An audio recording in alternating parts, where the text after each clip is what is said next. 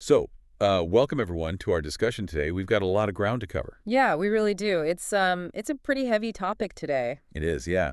And, right off the bat, I want to note an important development. Now that the Sunset Bill is officially signed, we finally know for sure that the state's education rules are going to continue. Right, which is huge. There's no more guessing. Exactly. So because we have that certainty, we want to cover some of the really specific continuing education programs for real estate professionals here. Because, I mean, the rules are strict and you really need to know what happens if you stumble. Yeah, and for this discussion, we are basically looking at a whole stack of documents. We've got the division information, which those are basically our notes for today, Mm. plus the recent rules, and of course, that sunset bill we just mentioned.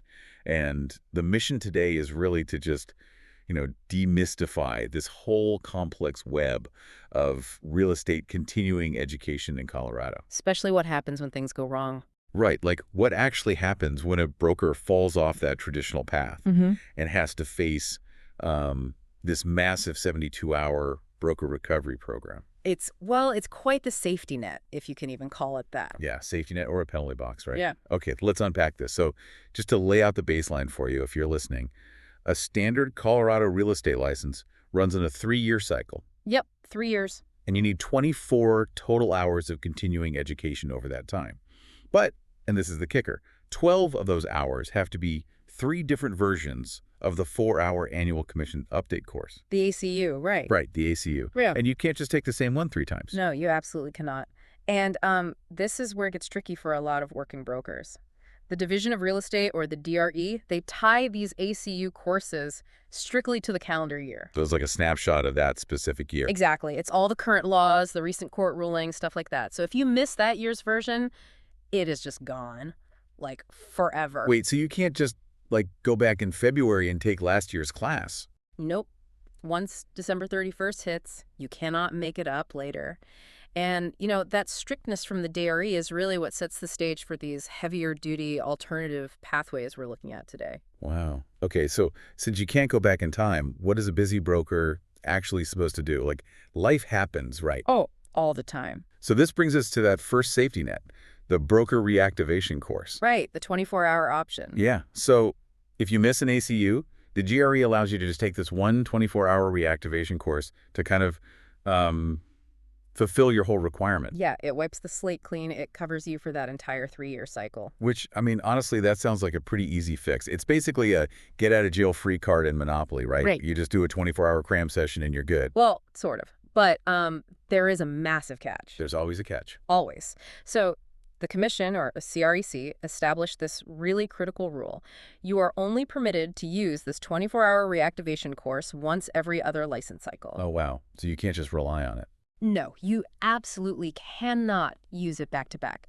They don't want brokers just completely ignoring the annual updates and cramming every 3 years. It's a huge liability. Right, because then you're out there selling houses with, like, 3-year-old legal knowledge. Exactly. So if you're listening to this and you are the type of professional who, maybe repeatedly misses deadlines, or even if you intentionally use this easy out last cycle because you were busy, you are about to hit a brick wall if you fall behind again. A very, very thick brick wall. Because if you burn that 24-hour card and you miss another ACU, you are forced into the heavy stuff. And here's where it gets really interesting. You have to do the 72-hour broker recovery program. Yeah, the heavyweight champion of continuing lead. It's massive. From our notes in the division information, it consists of 48 hours of Colorado contracts and regulations, plus another 24 hours just on real estate closings. It's basically a full-time job for 2 weeks. 72 hours. I mean, that sounds like an absolute eternity for a working professional who is actually taking this. Well, we looked at the data from the Apex Real Estate School source, and it's actually really revealing. There are basically 2 main groups of people doing this program. Okay, who's the first group? The first group is exactly who you'd expect. It's brokers who just repeatedly miss their CE deadlines because their schedules are chaotic. They locked themselves out of the reactivation course, and now they have no choice. Right, they tripped and fell into the 72 hours. Exactly. But the second group, and this is wild, is brokers who actually prefer it. Wait, prefer 72 hours of studying? Yes. They actively choose to knock out all their CE in one giant single program. They hate tracking the annual classes and the micro deadlines, so they just surrender to the big one. That is, I mean, is this just a punitive measure to punish people for being disorganized? Hmm. Because taking it voluntarily seems crazy. Well, what's fascinating here is that while it sounds incredibly daunting, it's actually highly practical. It is not just checking a box. Right, it's not just sitting in the back of a classroom scrolling on your phone. No, it is a really deep, applicable refresher on contracts and closings. And because it's entirely online and self-paced, most brokers actually finish it in under 2 weeks. Self-paced, huh? That sounds dangerous for procrastinators. Oh, it's the biggest danger. The absolute worst mistake you can make is waiting until the final 2 weeks before your license expires to start a 72-hour program. Yeah, because then you're doing like 10-hour days of contract law right before the deadline. And your brain just melts. You won't retain anything. Honestly, it sounds brutal. But this 72-hour program isn't just a penalty box for current brokers who fall behind, right? It's also a bridge. Yeah, it's a really vital bridge for getting back into the market, especially for outsiders. Right, let's talk about reciprocity. Because looking at the rules, if you are an out-of-state broker and your license is expired, or if you've held your license for less than 2 years in that other state, you have to take this exact same 72-hour package to get a Colorado associate broker license. Plus the state exam and a background check, yeah. Colorado is very protective of its borders. And if you're just a salesperson from another state, the hill is even steeper. Oh, yeah. It's 120 hours for out-of-state salespersons. Colorado expects a very high baseline. That's a massive jump. Yeah. But what I found really crazy in the division information was the rule for inactive Colorado licenses. Oh, the historical cutoff date. Yes, if your Colorado license has been inactive for over 3 years, things get so quirky. Yeah. If your license was issued before December 31st, 1996, you have to do the full 72 hours, or 120 if you were a salesperson. But if it was issued after January 1st, 1997, literally just a day or two later, you just need to pass the state exam and get a fingerprint check. You skip the 72 hours entirely. I mean, I have to highlight this because it's just bizarre. How does a bureaucratic rule create such a highly specific, dividing line for professionals? Right. One day makes a 72-hour difference. It seems completely arbitrary, right? But it actually connects to the bigger picture. In 1997, there was a massive shift in Colorado agency law and standard contracts. Oh, so it's not just a random date. No, not at all. A broker trained in 1995 essentially learned a different profession than a broker trained in 1998. So the DRE and CREC have to balance things. They want to welcome experienced talent, but they have to ensure that anyone practicing here is rigorously trained on the modern Colorado-specific contracts. Right, because Colorado has some super weird laws compared to, like, Ohio. Exactly. Water rights alone are incredibly complex here. So if you haven't been practicing since the pre-1997 rules, a simple multiple choice test just isn't enough to prove you're up to speed. That makes total sense when you frame it around consumer protection. It's all about consumer protection. Okay, so we've covered the rules, the arbitrary dates, the hours.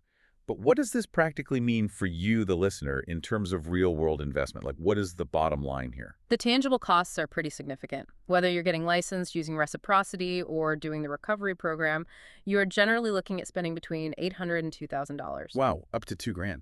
Yeah, because that includes the education itself, the fingerprinting, the exam fees, and, errors and omissions insurance, which you have to have. Right, E&O insurance isn't cheap. So what does this all mean? If you're an active broker, obviously the easiest path is just doing your 12 hours of ACU and your 12 hours of electives, master your calendar, basically. Path of least resistance, absolutely. But if you do stumble, these safety nets, the reactivation course and the 72-hour program, they're time-consuming, they're expensive, but they are entirely self-paced. And they're designed to actually improve your competency, right? Not just take your money. Exactly. And the exams at the end of these paths are not a joke. You can't just memorize definitions. The state exams require you to apply concepts to actual scenarios. So they'll give you, like, a fake transaction that's falling apart. Yeah, and you have to know exactly which contract clause fixes it. The 72-hour program acts as a forced realignment. It ensures that anyone operating under the DRE has the absolute latest contract knowledge. Which protects the consumer, but honestly, it protects the broker too, right, from getting sued. Oh, 100%. It keeps you out of court. All right, well, let's wrap up our discussion here. I think the big takeaway for everyone listening is that keeping track of your 3-year cycle and your annual updates is definitely the way to go. Set your calendar alerts, people. Seriously.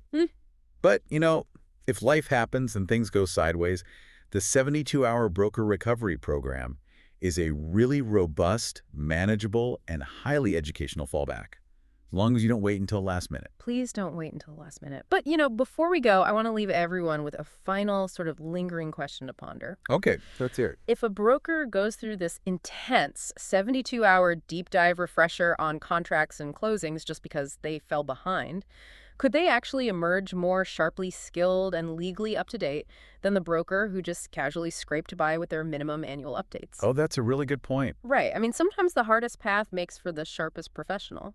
I love that. Little silver lining to a 2-week contract boot camp.